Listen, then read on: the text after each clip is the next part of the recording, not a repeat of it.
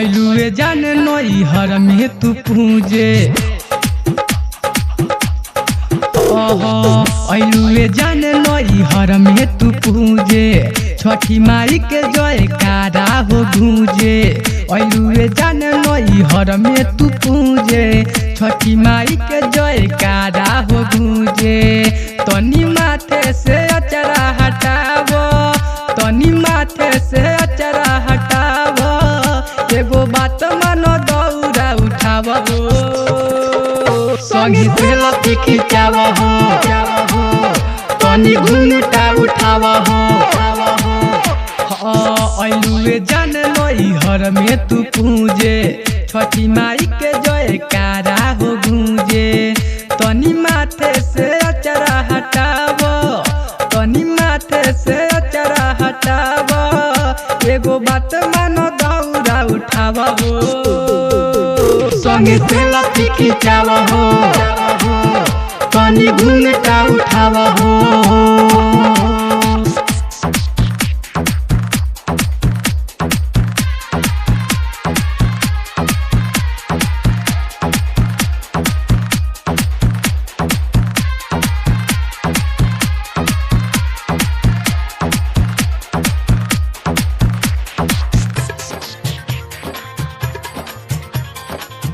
हरिओम बसंतपुर जी हरिओम बसंतपुर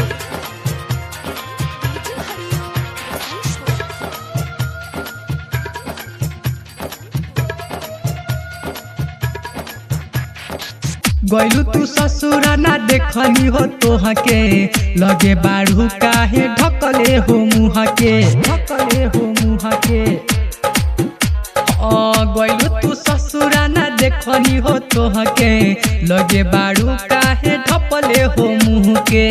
आभना पूरा शरम तोड़ा के मांगी ल कुछ हाथ माई से जोड़ के अरे डीजे हाँ डीजे अरे डीजे पठुम का लगावो हाँ डीजे पठुम का लगावो झूमी झूमी के तो छठी माई के गावो संगे से लपी खिंचावो तनी घूंघटा उठावो जी हरिओम बसंतपुर जी हरिओम बसंतपुर